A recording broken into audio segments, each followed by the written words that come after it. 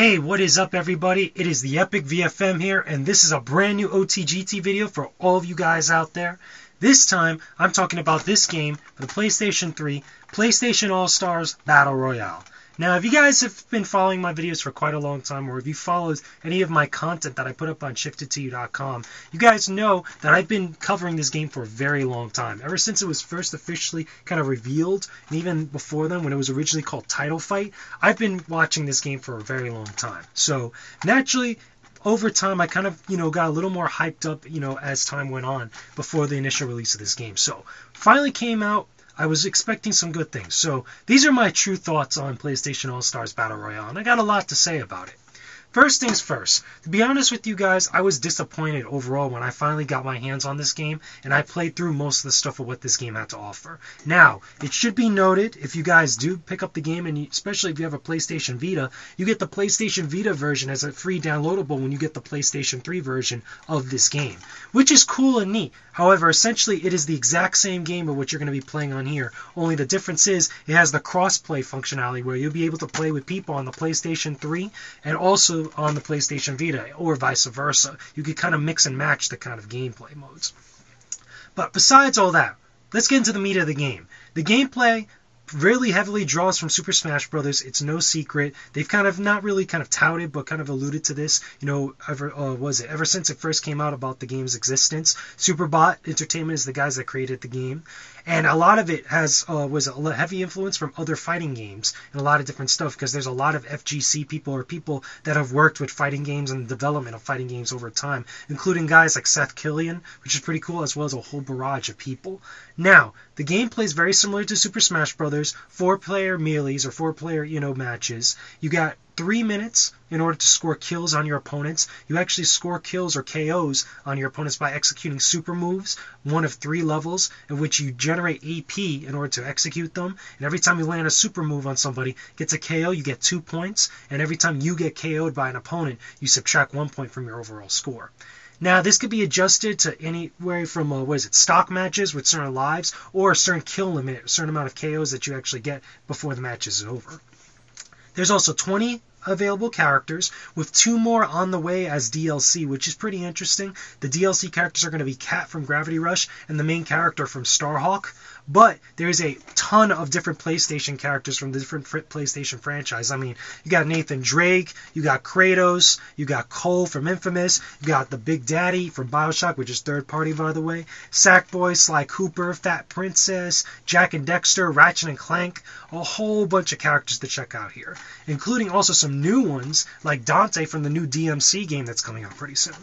But overall, how is the gameplay? The gameplay is pretty straightforward. Okay, again, very similar to Smash Brothers. One thing I will say is this. The characters overall, as an entire roster, are very unbalanced. Probably the best character in the game by far, at least in my opinion, from my experience, is Kratos. He has obviously the best, arsenal of tools and attacks to kind of take on his opponents, whether it's single player or melee with multiple players in the match. The worst character, in my opinion, has to be Toro. I've tried to play with Toro. I just cannot do well with him at all. And I've also seen other people try to use Toro here and there, but complete failure, in comparison to the rest of the cast. Again, overall, the matches are pretty straightforward. I will say this, though. Playing with 4-player melee combat on time limits, where you have 3 minutes in order to get as many kills and KOs as you can, is probably the best way to play this game, because for whatever reason, it just is not fun to play this with the stock matches or the kill limit matches, where you're able to have lives or a certain limit on the amount of KOs you can get. Feels like, the guys at Superbot, when they kind of developed this game and were creating it, they really focused heavily on the core original game, which is the time limit matches, where you're able to kind of, get all these level 3 supers or level 1 and 2 supers like that, and be able to see, overall, a lot of the levels and things like that, what they built into the game. However, when you go into the other match modes and, kind of tweak it or whatnot, the game almost becomes a complete, utter disaster. It's not as fun, it's just not enjoyable as what it should be. Unlike in Smash Bros., which, this game is constantly compared to, Smash Brothers with a lot of the different mechanics and stuff that was going on, and the fact that you could knock people off the stage, no matter what mode you were playing in, the game was fun overall and really exciting. This one kind of loses its fun factor if you change up the modes from the original time limit mode. Besides that, overall, Items, there are a ton of items, again, like Smash Brothers. Main difference between the two games, though, the items in this one really only kind of affect AP. There's only like 1 or 2 items that really affect characters, where they kind of hold them in place, or they kind of slow them down, or really kind of mess around with the controls or whatnot. But unlike in Smash Brothers, where pretty much even items can knock you off the stage, these items don't really do much. Really, the bulk of where you're going to get your score and really kind of win matches is from the supers. The supers are ridiculously overpowered or ridiculously overbalanced. Again, a lot of characters are ridiculously much better than others. You know, certain level supers, whether they're level 2 or 3, are much more better, and some of the other supers like level 1s or level 3s or whatnot are completely useless in certain matches or certain, you know, situations or whatnot. Again, as you play with more of the characters, you kind of find out the ins and outs of which characters are better or whatnot. One other thing that they have in here, okay, because a lot of that, you know, is just the core gameplay. They have an arcade mode, which is very similar to any sort of fighting game arcade mode, which you could find in any fighter, like Street Fighter, King of Fighters, or whatnot. A series of matches that you play. You get a beginning cutscene, which is very similar to like how some of the games are with some of these characters, where, for example, you're playing as Nathan Drake, and you get a conversation between him and Sully at the beginning of the game or the beginning of the arcade mode. Really quick still images of them talking, and it makes you feel like they're ripped out straight from the games. Same thing with the ending. You get an ending cutscene, feels straight like it's ripped out from the games that they're actually from. Really, really cool, really interesting if you're a PlayStation fan.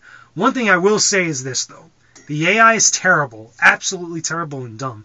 Even on the hardest difficulty setting, pretty much the computer just eats your attacks. It's nothing like if you were playing with real people. Completely boring. It almost becomes very repetitive and very, you know, annoying to kind of go through the whole 3-minute worth of matches. Because what it does in the arcade mode, it actually switches up between different modes. It actually, first couple of matches, you know, you start off against one opponent, then you get 2 opponents, and then you get 3, but each one of those matches you have to play 3 minutes constantly. So if you're getting paired up with a character like Big Daddy, who is just ridiculously slow, and for whatever reason the computer just eats attacks, you'll just sit there wailing on him for 3 minutes and getting kills on him, and it's really almost no challenge whatsoever, even on the hardest difficulty setting. Then it changes it up, and it kind of puts it to the 3 kill or 3 KO limit on there, and things start to pick up. Now, the final boss fight is really, you know, underwhelming. It's really disappointing. It has that same kind of, you know, nuance or presence, kind of like the Master Hand from Super Smash Brothers. Only, instead of it being really exciting where you're actually fighting the Master Hand in Smash Brothers, this one is Polygon Man, which is the original PlayStation mascot. However, nothing is really explained why you're actually fighting him. Nothing really gets as exciting as, you know, outside of actually fighting, you know, cheap copies or clones of other characters that are on the roster. And then when you actually get to attack the Polygon Man, and actually you attack his head, which what it really is, you only wail on him a couple times. I believe it's about 3 times before you kill the other imitation characters that are trying to attack you, and pretty much the match is over. And then you beat the arcade mode. It's very, very quick and very dissatisfying, to be honest with you. Now, with that being said, there's other solo modes. There is a trial mode, kind of like a challenge mode, that kind of teaches you the basics of the game and also the basics of each character, which is cool if you're a fighting game enthusiast or you're pretty much a completionist. But again, very boring. They only give you the bare bones stuff. Nothing really practical that you could really use when you go online. And this is what you're probably going to be doing the most with this game. You're going to be going online most of the time. But even then, it has tons of problems. There's tons of bugs. Currently, at the current moment, they're going to be releasing a patch pretty soon, which is supposed to fix a bunch of them. But a lot of these bugs, you would think that they were taken out, you know, at some point in the alpha or the beta testing of this game, where you'll go to select a character on the character select screen. Then when finally the match loads up and you're actually in a match, you're playing as a completely different character than what you chose. There was a time, today, where I chose Raiden from Metal Gear Solid Rising Revengeance. And all of a sudden, after the match loaded, I was playing as Toro. Completely random, completely unexpected or whatnot. There was another bug where I'm actually playing, and I actually get into a match, and all of a sudden, everybody except for one character on the screen or one player on the screen is invisible, except for the guy that's actually playing as Kratos. And while we're wailing on each other, we can't tell who's who or whatnot. The other person is just getting cheap kills or whatnot. Really, really annoying, really kind of weird that there are certain bugs like that in the game. And also, I think the ranking is a little bit messed up because for whatever reason, a lot of the matchmaking, you know, paired up with certain people, you know, whether it's, you know, really high rank or really low rank, they don't kind of match up to the ranking of which you're at. They kind of mix and match all different types of players from all over the place, which I think is a little bit weird, especially for ranked matches. But I don't know. Hopefully the patch fixes that. Besides that, there are a couple little bit of neat extras. As you play with your characters more and more in all the different game modes, you actually level them up and you get like a little kind of like little experience points that allow you to unlock different little icons and backgrounds to put on your profile when you actually go online. And you also get these little things called minions, which are like little mascots that pop up on screen when you do really well during a match, or they just show up at the beginning and the ending of a match when your character's being shown on the camera, which is pretty cool for what it is. You also get unlockable costumes. Besides the pre-order costumes that you get for pre-ordering the game, there are unlockable costumes that are really kind of haphazard, really kind of stupid, not really too special. Very similar to how Smash Brothers was. They had like little minute changes, but nothing too significant. Some of them are like alternate versions of characters, like for example Jak and Dexter. They have new Jak and Dexter, and then they have the older Jak and Dexter from the first game. That's pretty cool, but not all the casts of characters get something like that. So overall, as a package, is PlayStation All-Stars Battle Royale worth your time? Is it a good purchase? To be honest with you, if you're really heavy into the PlayStation brand, you're going to want to pick up this game. This is like probably the biggest game coming from Sony this end of the year for 2012. However, if you're just looking for a deep fighting game, or if you're just looking for some game that you're going to get a lot of content out of, you may want to steer clear from this because you're not really going to get a lot. The only real reason you may want to pick up this game, again, if you're a fan of the PlayStation brand, if you like games like Smash Brothers, or at least something of the like, if you want an extra free game, again, because you get the free PlayStation Vita version if you buy this version of the game like that. And also, if any of these characters is something that you're actually into, like if you're a fan of Uncharted and you just want everything that's Uncharted, again, you'll want to pick up this game. Again, because it's really big. It's supposed to be like a heavy, big celebration of the PlayStation brand, but it kind of falls flat on its face a little bit.